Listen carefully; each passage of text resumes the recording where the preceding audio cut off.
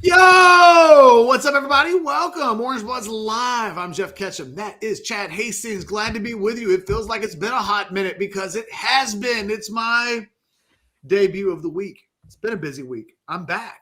Do us a solid. Hit that thumbs up button, subscribe to the channel, stick around for a little while. Where are we at subscriber-wise, Chad? Oh, wow. I am so glad that you asked. It's so good, Catch. I'm going to give you pre-confetti. How about that? Pre-confetti for 199,000 plus. Yeah, we're right there. We've creeped over 199,000. All I'm asking for is 200,000 subscribers by Christmas. Catch, I'm a Christmas baby. Me and Ricky Henderson and Jesus would love to celebrate our birthday with 200,000 subscribers at OB Live. Not necessarily in that order for the record. Ricky should be first. We always know. That's what Ricky would say. Yeah, JC always sits back in the corner of the meetings real quiet. We all know. We always give him his love. It's like, we know you're the man. We know. Come on. Well, I mean, behind Ricky. I mean, let's be fair. Ricky's the only one referring to himself. That's true. And to our knowledge, Jesus never framed a $1 million check and put it up on the wall. Well, there's some slight. Not all of you Christmas babies are the same. No. It should be said for the record. You know what? After all this time, Catch, you do not need to tell me that. But I appreciate you mentioning it.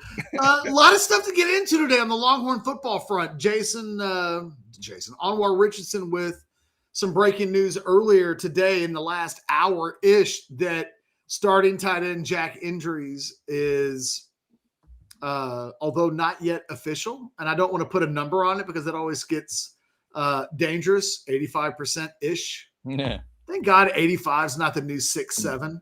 I just like, who needs that? Not me. Sorry.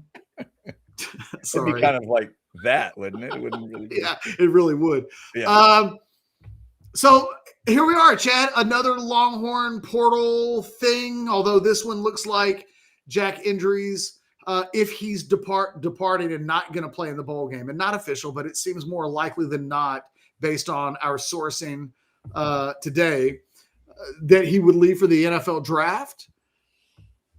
Just the next and the latest step of like, these are the days or the hours of our lives with regards to the Texas football program and what's happening after a season which has seen them fall short of the playoffs, which gets started this weekend.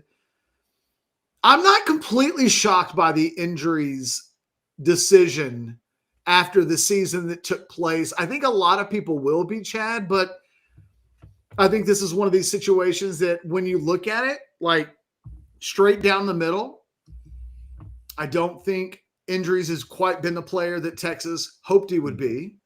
I don't think this situation has fit him. You know, we talked all season long about how it felt like they were asking Jack Endries to be Gunnar Helm and Jatavian Sanders and maybe not letting him just be Jack Endries. And then over the course of certainly in the A&M game, but I think the last couple of weeks of the season, it felt like they just started to kind of feel like this is the way that he should be used. And while I don't have any direct, like, level one knowledge on this, I have talked to people that like know Jack Endries and like his camp. And I think there's probably been some frustration that maybe Arch doesn't like to throw the tight end as much. Maybe Sark didn't quite know how to best use Jack Endries, but I think that sometimes there's just a sense that like, hey, had a good time. You know, I've dated women before where like at the end of it, it's like, hey man, that was fun, but like, we're not getting married, are we? And you're like, okay, cool. Well, hey, I'm around. And I think that there's probably a little bit of that. I think Jack Endries is getting his degree. I think Jack Endries probably feels like the best move for him is to move on. And that hasn't officially taken place yet, but it feels like that's the direction that we're headed in. And I'm not completely shocked. It was hard not to watch Endries this season and wonder what was going on there. And I think we probably get a little bit of an answer. Yeah, there's just a lot of, not enough with this team in 2025. And the receiving core and tight ends that we've been talking about for a week or so, they're a big part of it. Like Endries with 28 catches. 28. Yeah. Helm had 60. Sanders had 45. Somebody needed to catch 40 balls on this team, not name Ryan Wingo. He got up to 50. Nobody else really made a move. Mosley didn't do it. Endries didn't do it. Nobody else really steps up. And that's a big part of the reason we're having the discussions that we're having. I wish Jack Endries all the best, but maybe it's just a situation where we talk about some of these things as, is it a a two-sided thing? Is this something where the coaches would look at Endries and just say, yeah, whatever it is, you don't fit what we're trying to do, or you haven't been able to do what we need you to do for whatever it is. Yeah, he just has not been dynamic enough. Certainly had some plays against A&M, but by that point, it's too late. I don't know that he's had the conversations yet. Like, I think this is a situation where, let me tell you where I think this is. I don't think the coaches would want this to happen. But I hate to go back to the dating kind of thing. But sometimes a couple does need somebody to rip the Band-Aid off. And this may be a situation where I don't think anybody's mad. I don't think Endries is unhappy in the sense that he doesn't enjoy Texas or playing in the program. Like, I think he's an older guy. He's got NFL options. He plays at a position where it's a down year in the draft. He's got a decent profile for tight ends in the draft. He's going to get drafted, right? He's going to be a guy that gets drafted. If he tests well, he might get drafted earlier than a lot of people think, just because it's not a great tight end draft. And yet there are going to be 10 tight ends that are drafted in the first 3 rounds, because that is a position that the NFL, they don't have enough of. So he plays a premium position where if you can play, they'll find a place for you. Do you think Arch Manning's opinion matters? Like, if No. But here's what I think Texas needs better than Jack Endries. And I mean better for them, not better in that like he's not good and thus they need a good player. But could he be your 2 tight end and go get one of those guys you're saying is better? I just don't know that he fits what they do, period. And I think it looked that way all season long. This is a guy that fit into the Cal offense or the Stanford offense a year ago. Cal, excuse me. I always get the Mosley, him and Mosley. Yeah, you had it right. Both of those guys can study. They can help you with study skills if you need it. But both, I think that he came from an offense that better suited his skills. And I think we probably saw this year what it looks like when you've got a good tight end in an offense that maybe is not tailored for his skill set. And I think a little bit too late at the end. Yeah. I think for Endries, you can't. If it was me, I wondered if Jack Endries was going to enter the portal after this season. That what he needed was, I think, potentially to go to an offense that was more catered towards what he does at that position. Because he wasn't going to be Gunnar Helm next year. And he wasn't going to be Jatavian Sanders next year. There is something that Texas wants, desires, needs out of its offense. Probably a little more raw athleticism. And maybe that's just not quite who he is and what he does. I thought there was a chance that we might see him leave as a grad transfer, go someplace else, catch 50, 60 balls in an offense, and then go pro. But I understand the going pro thing. It's not my favorite decision of all time, but I think I get it. And I think. Yeah, I would tell both of the portal guys another year. Both of them. His situation is not too different from DeAndre Moore. Like DeAndre Moore and him are both kind of in the same situation. Nothing's official. There seems to be a leaning towards declaring for the NFL draft. And I think both of those guys are in situations where it's like, well, how much more are you going to improve your stock? And we've had this conversation about Trey Wisner. What would they actually test like? And I had this conversation on Orange Woods with somebody about Trey Moore earlier this week, where they were like, he should play in the bowl game. He could use the film. And I was like, that guy started like 40-something games in college, including 20-something at Texas, that maybe he's got all the film that he needs. Does he really need another game of film where maybe he's not fully motivated? It is hard to say where is everybody's head at with this game. Yeah. Endries does, though. Endries needs the film. I would Does argue. he? I think he does. And then I may have Does he misspoken. need another like game of film and an offense that doesn't? Let me ask you this: He What's he catching in the bowl game? 2 catches for 25 yards? Right. I'm not saying Texas film. I'm saying he's one of those guys. And by the way, Mosley has to come back, right? Mosley, yes. So I misspoke. What I meant was, and one of the reasons why Endries was so valuable when they took him in the portal was that he had 2 seasons of eligibility remaining. So it was like, well, right. If he doesn't blow up, there's no way of getting around that this thing is turned sideways. That this is not going to potentially end the way they hoped it would on both sides when it started. But I think we may be seeing a case with Jack Endries where, and you know what? I will say this. I can kind of applaud the straightforwardness of like self-evaluation here. I think there's a little bit of cutting our losses while we can.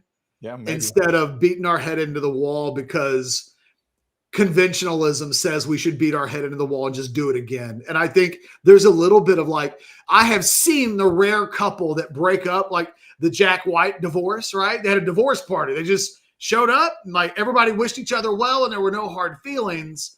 At least that's the way the legend goes. It feels like maybe there's a little bit of this, and we might see Texas like try to jump in and talk him out of it, right? We might see Sarkisian put the hard sell on him, but it sounds like what we're hearing, what's being communicated to us, that this just might be a situation where we just feel like as a group or as a team or as a player or as a whatever, that this hasn't worked out the way that we hoped it would. And like, we're going to move on. And sometimes that is a very grown up and kind of professional way of looking at it. And maybe that's the best sign that maybe he does need to go be an NFL football player. It's a very professional way of looking at your own situation, kind of leaving the emotion out of it. Because I don't know that you're going to have a conversation with Jack Endries or Jack Endries' people and convince him that the scheme is going to change for you now, that everything's going to change now. It really didn't change throughout much of the season. And I would even argue that at the end of the year against A&M, when it felt like he had one of his better games, like from a volume standpoint, I'm guessing he would have believed that would have been doubled considerably. Even, what they thought would happen versus what happened. And then the best case still wasn't what they thought would happen. In the end, we saw the best that we'd seen of Jack Endries at the end of the season. And I think they will feel like there was still a lot of meat on the bone, that even that version of usage, of contribution wasn't what they thought the minimum level of bar would look like when he came here. I think they probably feel like we made a mistake. And look, Texas has gone out and picked guys in the portal that we know haven't worked out for them. It might be the rare situation where, if we're being honest, maybe Texas wasn't the right pick for him. In the end, they needed a different player. And if we're being honest, he probably needed a different team.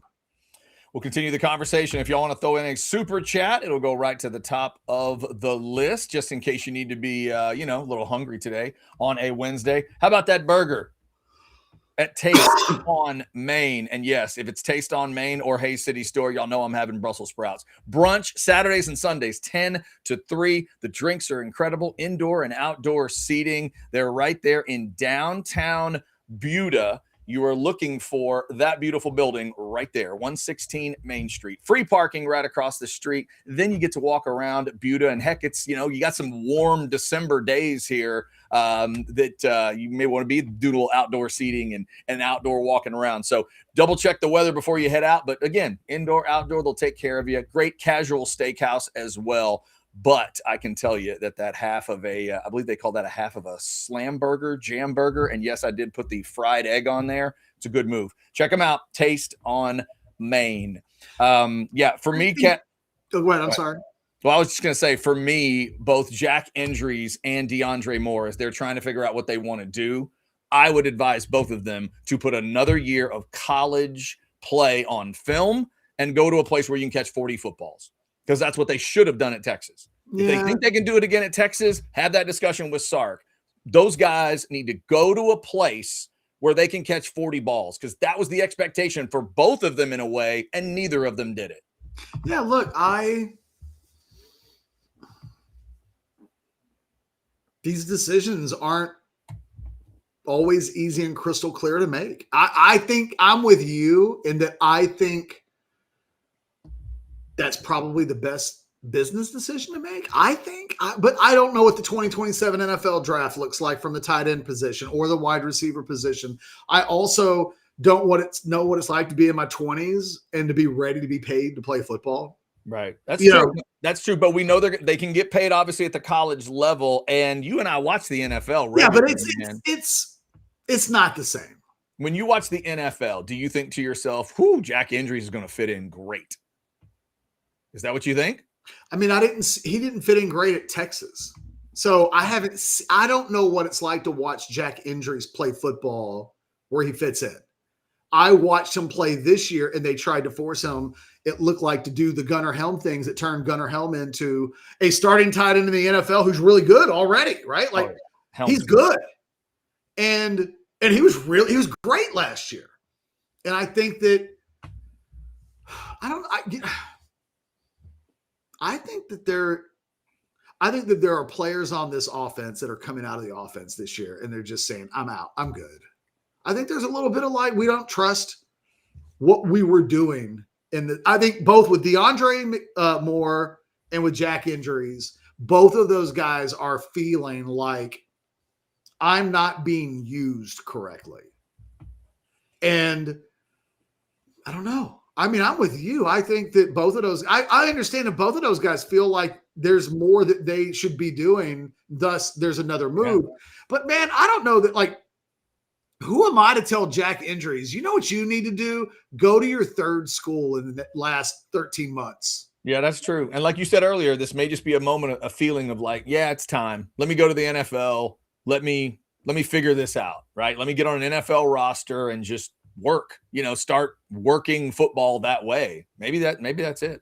And look, some of these guys, like, if Jack Endries is like, man, I run a 4.7. You know, I'm going to run next year at the combine 4.7. Yeah, right. You know where guys at my position get, you know what I mean? Like, it may be that he has all of the information in front of him, and he's like, look, man, I ain't ever going to test, because that is my thing about Jack Endries, is that he has physical limitations. He is not a guy that's going to beat you with like suddenness and explosiveness. And we spent 2 years watching Gunnar Helm and Jatavian Sanders, guys that you looked at, and one was a 5-star athlete coming out of high school. The other one was like a Rivals National 250 kind of a guy. But, you could see early on, like, that guy's athletic upside was significant. Like, he gets on, like, Jack Endries. And I'll say this, last couple of games of the season, and certainly in the A&M game, if I'm an Aggie, I'd be kind of pissed about this. Like, where they found Jack Endries against us? They decided to, like, make it easy on him and maybe like get him the ball like 5 yards within the line of scrimmage. And like, what are we asking? He is the ultimate Walt Garrison tight end for me, where it's like, you need 7 yards, he'll get you 7. You need 17 yards, he's going to get you 7. Yeah. But there's like real value in understanding your players and having that guy on 3rd and 7 that always converts 3rd and 7.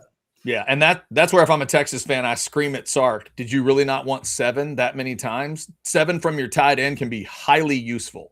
Well, look, they're robbing Peter to pay Paul on offense all year long, because none of the receivers other than Wingo really, like, say what you want to about Wingo, and he did fail early in the season at being the number 1 wide receiver, but like, he ends up turning himself into a second-team all-SEC wide receiver because he played so well the final 6 games of the season. You could look at him and go, that guy got better from beginning to end. I don't know that we feel that way about Parker Livingston. I don't know that we feel that way about, well, you probably feel that way about Emmett Mosley, but that's almost because he started at 0 because of the injuries.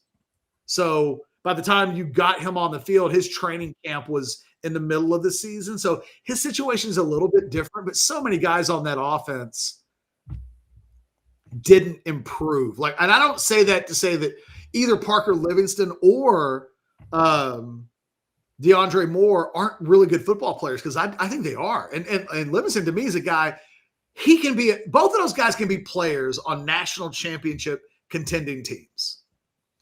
But are you a 1? Are you a 2? Are you a 3? Are you a guy that can come off the bench? I don't know that I know yet that either of those guys are starters.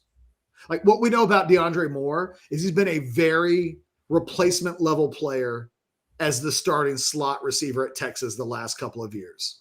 He's been good for 500 yards, 4 or 5 touchdowns. Like, he's good. But this team's not trying to be good. This team's trying to beat Georgia and Ohio State. And I think the thing that Endries does, if and when he departs, it'll force Sark and them. What would have been really easy is for them to go, well, we've got Endries coming back, and we're paying him a lot because we got him out of the portal. And so he's a guy, and we've got Townsend, and they've got a stack of guys they play, but they don't have anybody that's really good. And maybe they don't make tight end a priority in the portal because Endries is coming back, and because they do bring Nick Townsend and Emery Winston, and you've got a group of guys. They now have to go get a guy. And it might be because of the fit. Endries, if he comes back next year, was always still maybe going to be a bad fit in this offense. But maybe now you can go get somebody who's a little bit more tailored toward what you want to do. And it does kind of, like, if I'm Endries, if they're trying to talk me out of it, I think I would be like, you don't want me. You want the vision of me, right? You want tight ends going to be reliable and catch the ball. But like me, the actual me, I don't think they ever figured out. And I think there's a little bit of that where it's like, well, God, he's your start. He started so many games. I think Texas has to have a different starting tight end next year. And I think they need it for both sides. And I think this may be the thing that forces Texas's hand, but maybe that's not a bad thing. Maybe at some point good, or even very good's not good enough. I feel like I need to repeat and remind everybody. The Bar's beating Ohio State and Georgia in the final game of the season. It's not beating Vanderbilt in November. It's not even beating Oklahoma in September. It's at the end of the season, because this is where Texas has been. They've been on the cusp of a national championship the last 2 seasons coming into this one. They just haven't quite been good enough. Not good enough to beat Georgia, not good enough to beat Ohio State. They've played those teams combined 5 times in the last 2 years. Can't do it. Haven't done it. Who's going to get you over that hump? Because that's the hump that you're going to have to get over to win a national championship. And I would say that there are some guys on this team that threaten to come back, that this team's not good enough with them as the guys being dependent on. So in a weird way, should Jack Endries make this decision, you can make a case that he did Texas a favor, because sometimes you need to be single and looking for someone else instead of just staying with the person that you're with because you've been with that person. And like, it gets a little too comfortable, and too comfortable in a way that doesn't lead anybody where they actually want to go. You and I both said it. I don't think they can re-rack the receivers and tight ends from this team and move it forward. It looks like they're agreeing. And I think Jack Endries might be saying, you know what, from my side, I agree. And that's got to be okay. We have to be okay with like that guy potentially having enough self-awareness to go. Player and team. I'm not maybe going where you think I should go, but we all kind of agree this isn't working out. And I think that's the actual real conversation. It's, well, should you go transfer someplace else, or should you go to the NFL? And like I said, it might be that guy is saying, I got a degree. Yeah, that's fair. I've played enough football and I'm ready. Yeah. Plus he started at Cal and finished at Texas. Who are we to tell him the smart move? Right? I mean, good God. I don't even have a degree. You graduated like cum laude at Texas A&M. I'm like, who am I to tell Jack Endries anything? Exactly. We'll let Jack do what he needs to do. Best of luck to Jack that's what he does, though. Like, it's not official yet, But Yeah. it does seem like a formality based on what we were told earlier today. And I can confirm that like there's been some frustrations that this isn't like this just happened. I think all season long, that's an older guy that had a set of expectations about what this would look like. And I think some of it's on Arch too. Like Arch doesn't throw the ball to the tight end as much as Quinn Ewers does. That's just a fact. Yeah. And you know, like there's collateral damage inside of all of that. I think there's a scheme thing. I think there's a little bit of like, I didn't become Arch Manning's best friend. And I kind of got probably sold on that coming in, right? Like, oh, what could be better for your NFL prospects than to, by God, be Arch Manning's like whoopee blanket? It sounds great, but what happens when you come and then Arch Manning doesn't like to throw you the ball a ton? And then Then you got to be patient enough to stay for year 2 because Arch is going to see the middle of the field a little better next year, you would hope, and find those tight ends. Does Jack Endries want to stick around to try to be that guy? And I don't think it's just about Arch. Like I think it was just one thing. Then you can deal with one thing. I think this does, from what I know about the conversations and the situation, I just think that this is about multiple things all at once. And it's not as easy as we'll throw you the ball next year. I just don't think it's as easy as that. Yeah. And I also think you can't know the anxiety that exists with, man, I got one more year left. You want me to do what? You want me to just give all, like, if I'm Jack Endries, I'm like, Catch, I've been watching Orange Bloods live and I've been listening to you say you're no longer giving benefit of the doubt. Why the hell are you asking me to give like double and triple benefits of the doubt? Like, I get it. Like I'm not mad. All right, Catch, let me play this AV consultation spot. Then I have a question for you about the upcoming bowl game with Texas and Michigan. Hi, this is Tom McKay, owner of Audiovisual Consultations, and all of us at Audiovisual would like to wish you and your family a happy holiday season. This time of year can get a little hectic, so we want to remind you to relax, enjoy the season with your family and friends, and give us a call at 512-255-8678 for all of your home entertainment needs. This is my favorite time of the year. I love the holidays, the music, the decorations, the presents, the whole darn thing. So this year I'm asking all you listeners to help make this a special holiday for everyone. Smiles are contagious and free, so let's give them away like the government gives away your money. Let's high-five strangers on the street, hold the door for people behind us, tip your servers more than they've ever been tipped before, give to a charity, or hell, give to a bunch of charities. If someone does a good job, tell them they did a good job. Pat someone on the butt, sing in public places just because it feels good. And as always, hug your kids until they beg you to stop, watch some games with your friends, and make love to your wife or your husband. I know there's some women listening too. You can still give us a call at 512-255-8678 if you'd like to get some cool electronics, but more importantly, have a great holiday season and a friggin' awesome next year. All right. Thank you guys for jumping in the chat. And just in case, Rex was a little uncomfortable, Catch, at your comment. Wait a damn minute. Chad graduated with honors at A&M. Rex, I'm not exactly sure if that would be the definition of what I did at A&M. We don't want to get too crazy. You're a valedictorian. That is not true. No, I graduated magna cum laude at A&M, which means I think my GPA was like a 3.75. I was not the valedictorian. Damn, 3.75, Gina. All right. That's what happened. You went to class. That's what happened, but I don't believe that's I think for the honors thing to be brought in, I think you have to be summa cum laude, which I think is 3.8 or higher. So I think I was right on the borderline. Fucking 3.8 snobs. There you go. Just if it makes you feel any, Chad, if it makes you feel any better. I started out on academic probation at Texas, which sucks. Yep. But by the end, I got that bad boy up to like 2.7. Well, so, there you go.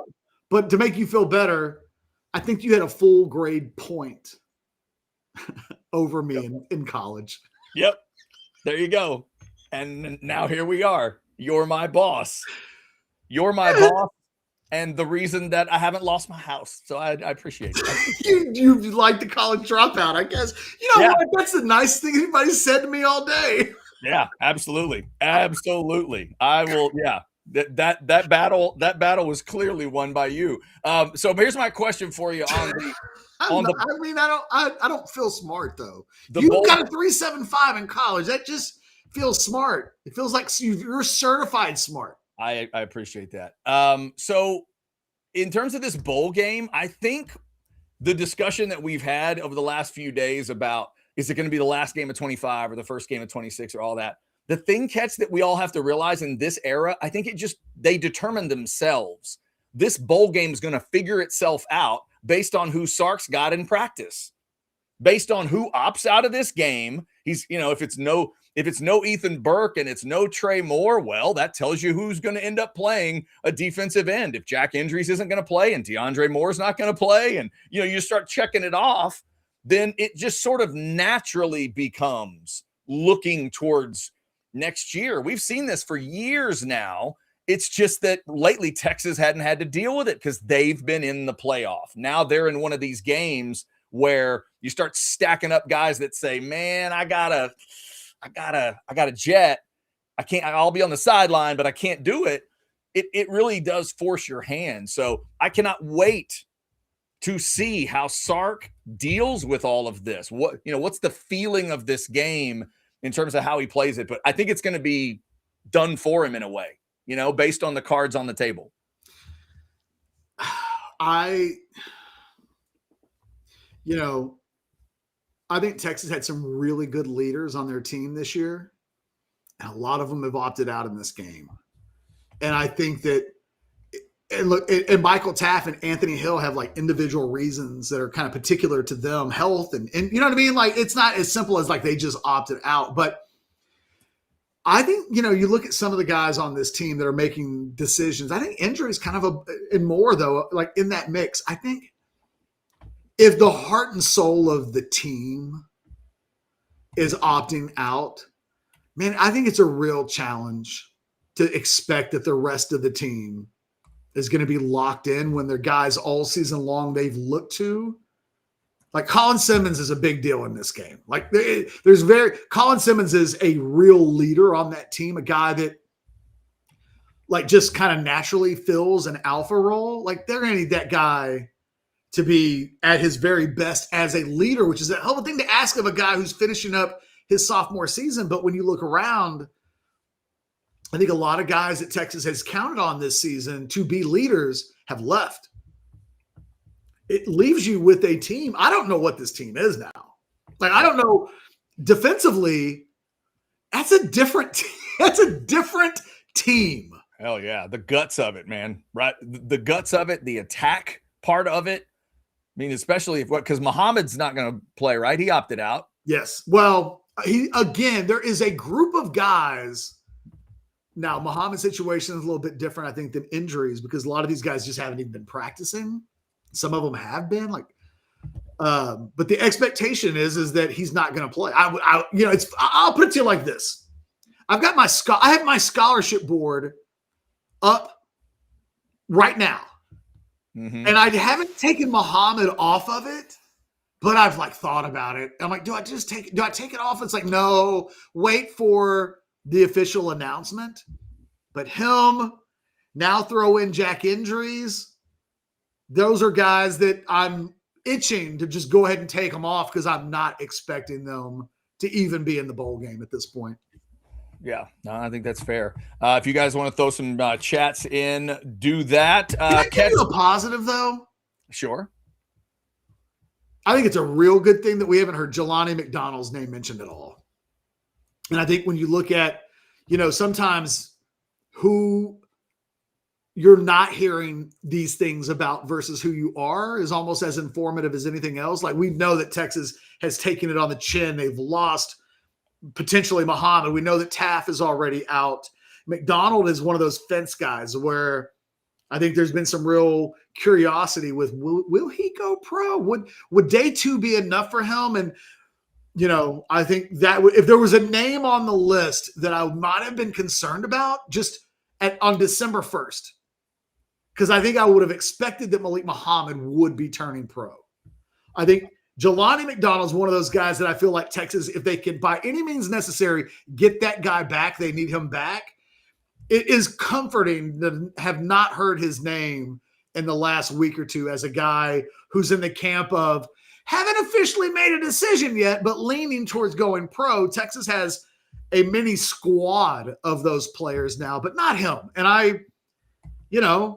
if you're looking for things to hang your hat on with some of these defections, he's one that they haven't lost that they very easily could have. And, a little thing like Jelani McDonald playing in this game might be the difference between them having a chance to win or not, because this is a team that when you took Malik Muhammad off the field against Florida, not the same team. Well, now you're taking Malik Muhammad off the field. You're taking Michael Taft off the field. You're taking Anthony Hill off the field. Now Leonard LaFau is off the field. Now you have this is a completely different defense. I don't even know what the hell to think of the game anymore. It is, you and I think, have been team. This needs to be the first game of 2026 instead of the last game of 2025. Do you know who is telling you loudly and clearly, if you had any doubt about which of those two things it needs to be or will be? Players. The players are telling us. Yeah. This ain't the last game of 2025. The last game of 2025 was played at DKR. Yeah. That's why I'm saying there's certain qualifications, Catch. Like I was thinking the other day, from an Aggie perspective, I remember the game where in 2020 when the Aggies won the Orange Bowl with Jimbo. Remember they beat North Carolina or North Carolina State, one of those two. And I think there was like 1,000-yard back that didn't play. There was like 1,000-yard receiver that didn't play on the other side of those of a game. And it's like, okay, that's how you kind of have to weigh that game out. And that's what these games have become. And it's going to determine what it looks like. I saw somebody in the chat say, it's a scrimmage and whatever. It's not that, right? They're going to count it. We know that. But it's going to be a very different feel. I think what Sark will learn, I think he's tried to pretend a little bit. And I get it, right? You're a coach. And so it's fight or flight on some level when you get these assignments. All you know how to do is what you do. But he went into this thing talking about it a certain kind of way. And he talked about, what this season, it used to be, and look, Mac Brown's a perfect example of this. Hey, man, didn't win the Big 12 championship in 2007, but they did get to 10 wins, and they won their bowl game, right? There was a way that you used to look at seasons. I think if you try to say, hey, this is a chance to go out there and get win number 10, they haven't won 10 straight or 10 games in 3 straight seasons since 07, 08, 09. You win your bowl game. Like, you try to say these things, and you're not acknowledging the reality that we now live in, which is these seasons are only going to be remembered by did you make the tournament or did you not? So in the future, there will be no nuance to what 2025 was. It will be a season they didn't make the playoffs. And as the seasons go along, that's how seasons are going to be. The bad ones will be, we didn't make the playoffs. If you're the program that Texas says they are, Sark says they're a playoff program, then you can't do anything to save the season. You can't put a bloom on that rose if you don't make the playoffs. And so, I think they're trying. I think Sark did that opening press conference, and he was like, we've had a great season, and this is a great opportunity. His players do not believe that. And the ones that do are the ones that are still around. And you know what? We're going to see a little bit more of Dalen McCutcheon than we probably have all season long. You know what? We're going to get a chance to see those tight ends. If Sark felt like we're good, we'll roll with the same group we'll find out. Does Nick Townsend and the Jordan Washingtons of the world, do they show us enough in the bowl game that Sark goes, we're good? Or is this another position where, you know what, you better make this a priority if you can find one in the portal? I think that was one of the other things they learned their lesson on a year ago when they didn't get the kid that goes to Ohio State. There was a real sense of no one else came in that they thought was at the level. There's I think the thing that Texas fans and maybe all fans of all schools don't realize enough is that we are in the test study.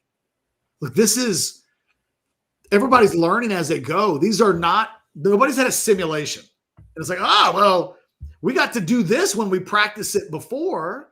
These are, even if you gave yourself simulation activities to try to prepare yourself where we're doing a simulation where Arch Manning just went into the portal. What do we do? Right. And then you do, what would we do if that happened? Like, there are ways to test that out, but this is the real thing. And I think I've tried to explain to people that I think a year ago, Texas learned some lessons in the portal because of their inactivity early on. We've talked about it a lot. And I had somebody this week say, well, yeah, Catch, but when you say that, you act as if no other like program is learning something from year to year. And I thought, what?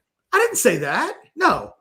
The thing that I would say is that every school is learning and growing and trying to learn from the thing, and then it's changing on them, and they're having to make decisions in real time that they've never had to make before, and everything's a guess. No one really even knows what this next portal window is going to look like, or what will it feel like to not have a second portal window, and what happens to players that, like, what happens if somebody sues? There are all of these what ifs that I think, like the Brandon Harrises of the world, are trying to prepare themselves for.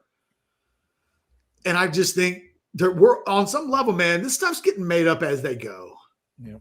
Speaking of making it up as we go, Catch, as you think of the bowl game, have you figured out if you want to go to TCH Social and watch it?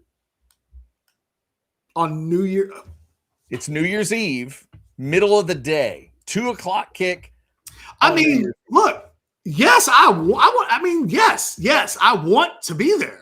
Okay. All right. Just check. I need to check with the boss lady on that, because that's probably a don't get back in Austin or in the Woodlands in time to.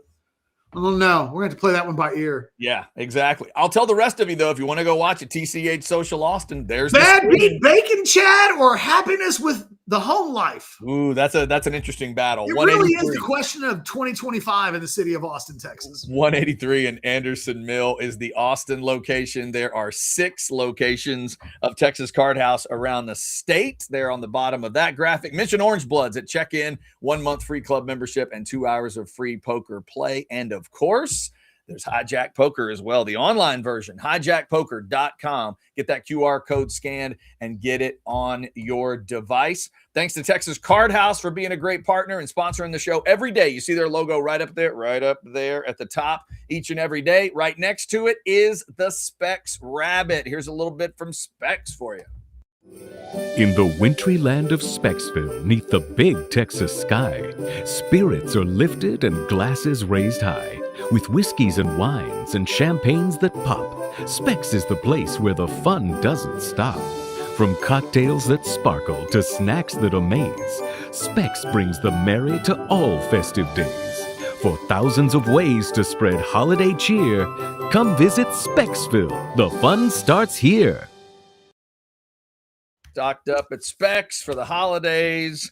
All right, Catch. What are you feeling? You wanna buy or sell? I have interesting buy or sell questions, I think. Well, I don't doubt it at all. You want to go first or second? I'll go first. Go ahead. Buy or sell number 1. Losing Jack Endries is no big deal because Arch doesn't throw the tight ends that much anyway. Wow. I'm gonna go with a lowercase s sell, because I am a believer that this next year there's going to be some development. I think we're going to see Arch and a tight end connect in 26 and look back at Jack Endries and think, well, maybe that could have been Jack Endries. So I'll go with a small S sell, especially with what we saw against the Aggies. It's not like we saw nothing against Endries by the end of the year. It just didn't all, gel together like it needed to. Just like him and a lot of those receivers, Mosley, Wingo, like they're all the same story to me. They just didn't connect enough with 16. He didn't connect enough with them. They got to change that next year.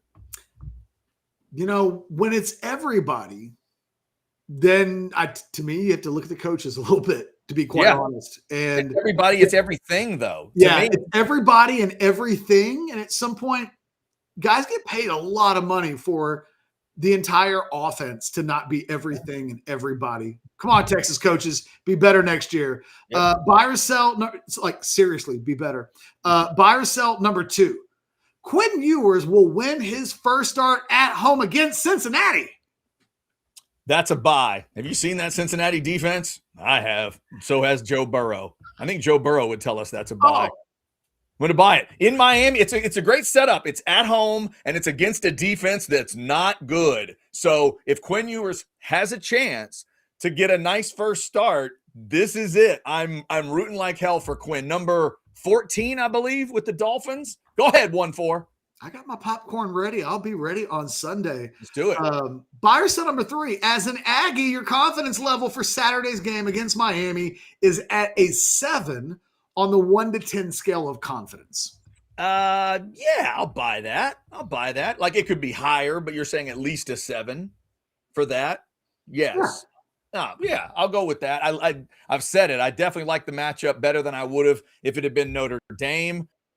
What does that tell you, committee? But yeah, I like the Aggies for a while though, Catch. Miami's defense has not been giving up much. Apparently the Aggies they're not mouthing off, but they're being overly confident out loud and kind of talking about how they're not worried about Miami. I think that kind of stuff can hurt you in a game like this. So I think eventually it might be like a 10-ish kind of point win, but they're going to have to grind this thing out. So yeah, I'll go with a 7. It's at home. And they should be able to get it done, especially if Le'Veon Moss plays. A&M acting cocky before they play in their first playoff game is the gift that potentially could give Texas fans the entire offseason. Oh, and by the way, from what I understand, it's Trey Zune, the offensive lineman, okay, and Reuben Owens laying some smack down. Reuben, really? Really? You're going to talk confidently. Oh, yeah, we did this against Missouri. We feel like we can run it on anybody. Oh, my God. Anyway, go ahead. Hey, let him. He's feeling himself. Okay. Good for him. Buy or sell number 4. Kind of random, but High Fidelity is Jack Black's breakout role in movies, and he's never been better in anything else. He peaked out of the gate. Look into your heart, Jeff Ketchum. What am I about to say? Buy. It's an NA or it's a sell or I've never seen High Fidelity. You've never seen High Fidelity? It's me. So you're not. I just thought it's about music. I've seen a couple Jack Blacks. I have not seen High Fidelity. I've seen Shallow Hal, and I've seen one of those Jumanji things, and maybe a couple. You don't get the fuss. I've never seen High Fidelity. Look, I'm not telling you it's the greatest movie of all time. Okay. But I'd give it a watch. It's enjoyable. You will appreciate it. And Jack Black is literally flying close to the sun in this one. Like, it is as good of a debut performance in a movie as any debut performance in a movie could ever be. Okay. Somebody mentioned School of Rock in the chat. I've seen School of Rock. I wondered if that was what you were going to say, if you were going to go to School of Rock. Yeah, he's really good in School of Rock. That's the one that kind of got me to pay attention. So I might just say sell in School of Rock. I should have done that, and it wouldn't have had to admit that I hadn't seen High Fidelity. But now we know that you haven't, and you do need to see High Fidelity. Yeah, I'm not telling you need to watch it tonight. I'm just saying, trust me, an incredible Lisa Bonet is in it. Like, there's a lot. Oh, that sounds good. Okay. There's a lot going on that I think you'll like. And finally, first time I've been on all week, I haven't had a chance to, we haven't discussed the Rob Reiner thing at all, but I have a Rob Reiner better than to end, buy, or sell with on my side. Okay. God, and now that I've asked the High Fidelity question, I'm afraid I'm going to ask this question and you're just going to be like, well, I haven't seen either of those movies. Rob Reiner better than. Okay. The Princess Bride better than Stand By Me. I've seen them both. First off, I have seen them both. It never occurred to me that you wouldn't have. Oh, this is a big one. My family, the girls and I are both big fans of both of these movies. My wife, I think, would sell this because she really digs Stand By Me. I have always been a little more of a comedy guy, so I'm going to buy and take Princess Bride. But it is close. Very close. What do you do? I think it's a blowout.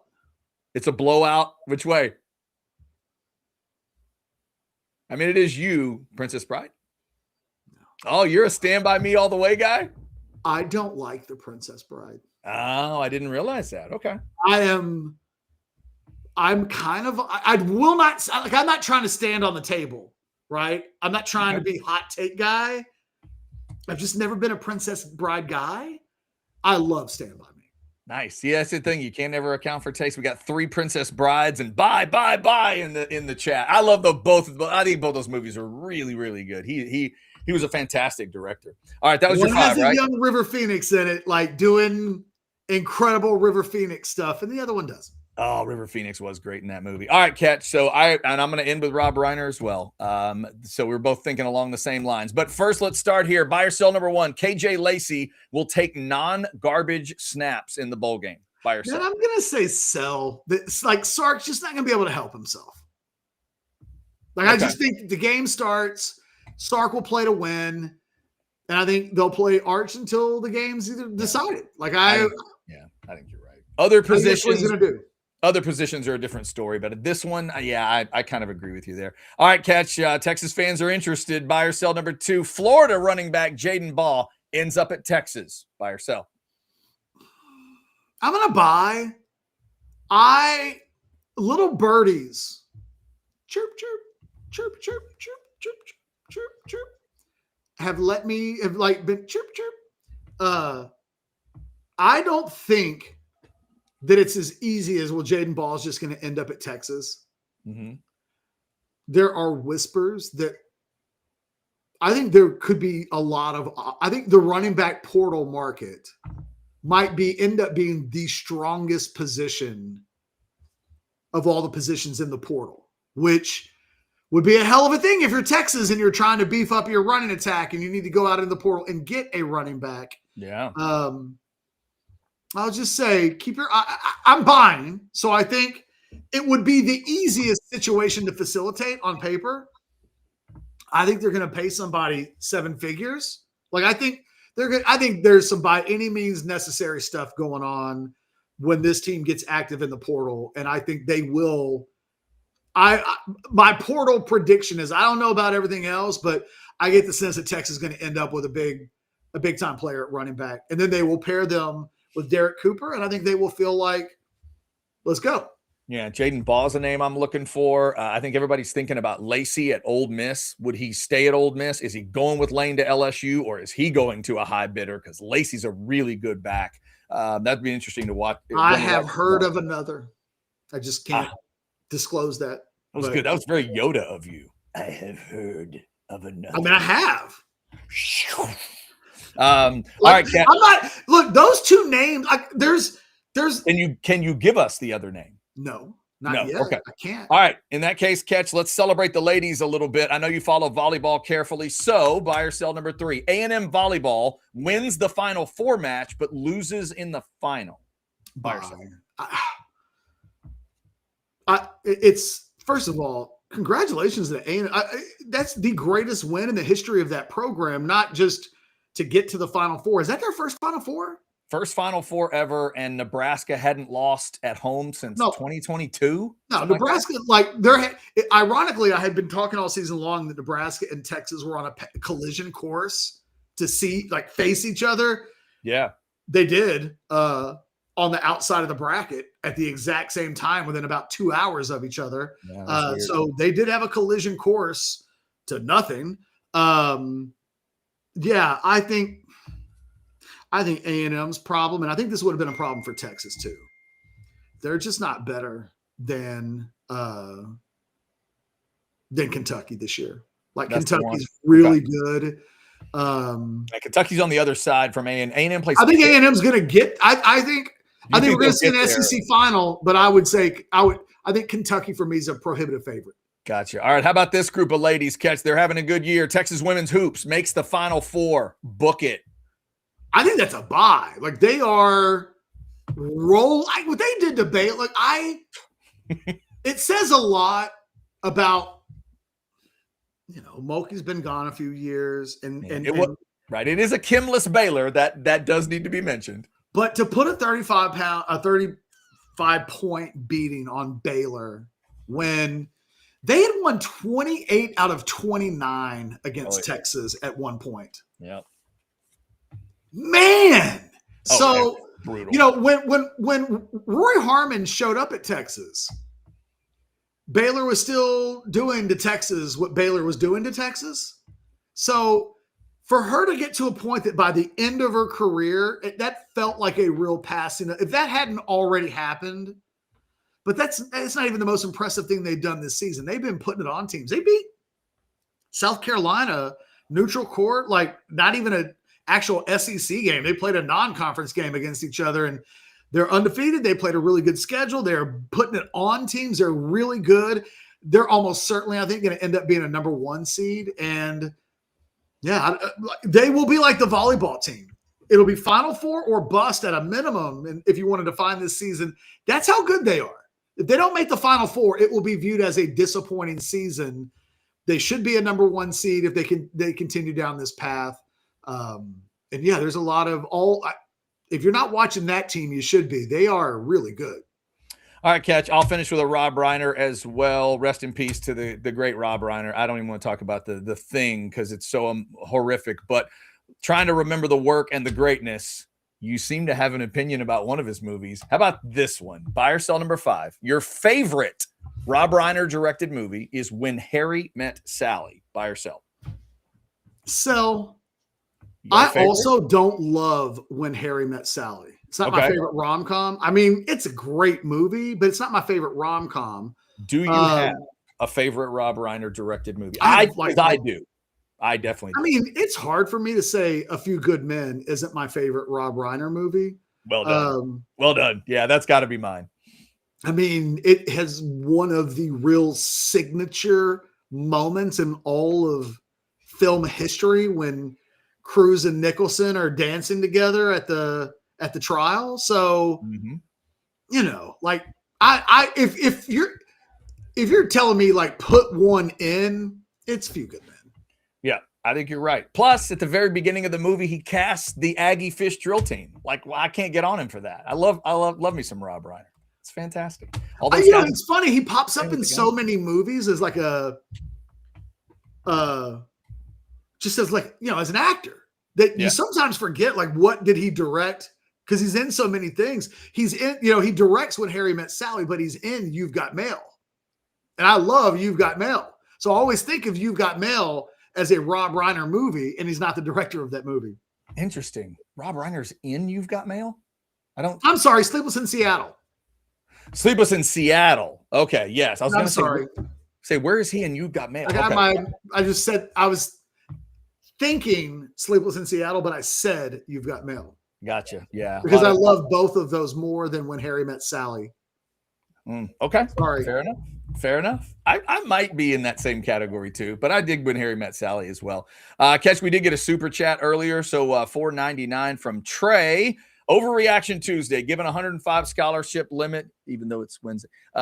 Scholarship limit, UT should add a minimum of 1 starter capable player to every position room with the layout of the 26 schedule. You agree? Sell. I mean, they don't need a starting level quarterback in the portal. I do think, though, you know, they do need to go out and recruit at every position. That, you know, all of the walk-on depth that provided the bottom 40 guys on the roster is gone. 85 to 125 was made up of guys that, you know, didn't factor into the accounting.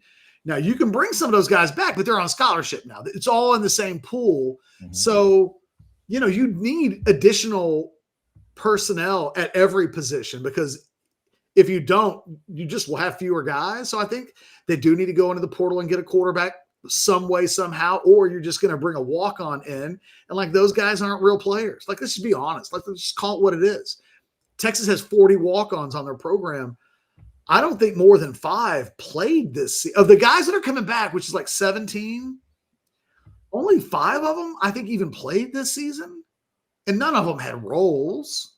So, you know, it is one of the things that Sarkisian's going to have to, like, they will have 30 scholarships to do whatever they want to do, to go do whatever they want, spend however much they want. Like, it's there for them to be as aggressive as they want to be. But yeah, they'll have to be tactical, and they'll need, you know, they need more than 1 starter at a number of positions. So, you know, forgive me, but I'll take that quarterback and throw it in the trash, because you don't need a starting quarterback, but I'll take a couple of offensive linemen for sure.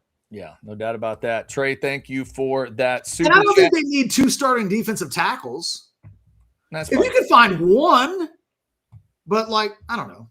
Yep. I don't even know if they need one star. I think they need tackle depth, but like I think they feel pretty good about who they have. They won't go spend $1 million on a D tackle in the portal, I don't think. Before we get out of here, let me remind you about the Deep Eddy Vodka tasting room. They got all kinds of great cocktails for you, like these and many others. Bring those mason jars back for your discounted refill. If you get one of the martinis, bring the martini glass back for a discounted refill as well. Wednesdays through Sundays, you got the Crimson Creek Smokehouse barbecue truck right there on site. You don't even have to leave the room unless you want to. There is some good outdoor seating as well. Check them out, the Deep Eddy Vodka tasting room. Tell them that you heard about it on OB Live. All right, Catch, before we wrap, would you like to pick a Portal Combat theme for this season, or do we need to do that another day? No, let me hear them. Okay, here we go. The first one I'm just going to call your basic. This is your evergreen. Round one, fight! Get over here! Good basic, got a little punch to it. That'll get that one in a pinch. That'll get it done every time. There you go. Now this one's a little more my style. This one has got a little more metal feel to it. Round one, fight! Get over here! Very Right? Iron Maiden-ish. Okay. Right, exactly. Little maiden, little priest for the people. This next one, Catch, I know that you're into the Portal Combats that make you smile. I am waiting to laugh. These next two, I think, are going to make you smile. The first one, I call the Recorder. Round one, fight! Get over here! Little slide whistle at the end, too. Little recorder and then a slide whistle. All right. I enjoyed that. And finally, the mariachi. Round one, fight! Get over here!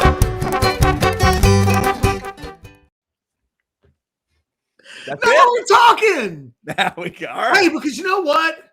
Rest in peace, Joe Ely. That made me feel a little like Joe would have liked that. I think Joe would have liked the last one. All right. So you okay? So I can get rid of the others, and we'll go mariachi all the way. No, don't get rid of them. Oh, okay. Sorry. All right. So Like, you'll just you and I are mood people. okay. There'll I'll be keep days where we're gonna need some metal. Then we'll need the metal one. Okay. There are days when I just gonna need to smile, and the mariachi's gonna make me smile every time. All right. We'll keep metal. We'll keep mariachi. I'll even keep the other two around just in Hey, case. One day in heaven, like all the members of like Joe's bands and the Clash will be hanging out, and like who knows what they're listening to in heaven. Yeah. I give them some variety. Yeah, that's true. That's definitely true. All right. Anything else we need to hit today, Catch? Nope, we're good. Thank you all for liking, subscribing, and getting those notifications. 199,000 subscribers. Help us get to 200,000 by Christmas, by my birthday. Make that my birthday present this year, if you would. I would love to say that we did that by Christmas. You got, 8 days? You got a full 8 days to get this done, to get us to 200,000. Thank y'all for supporting us here. Tomorrow's a Thursday, so I'll reach out to Brian Jones. We were unable to get Brian last week. He was able to do a surprise version 2 weeks ago. Who knows what happens this week? But after Army Navy, maybe he can chill out and talk with us tomorrow. I'll reach out and see. Hopefully, Brian will join us tomorrow. We will definitely be here for you at noon. Thank you for the support. Y'all have a good one out there. Be careful on the roads. It's a little wet around the state of Texas today. Y'all take care.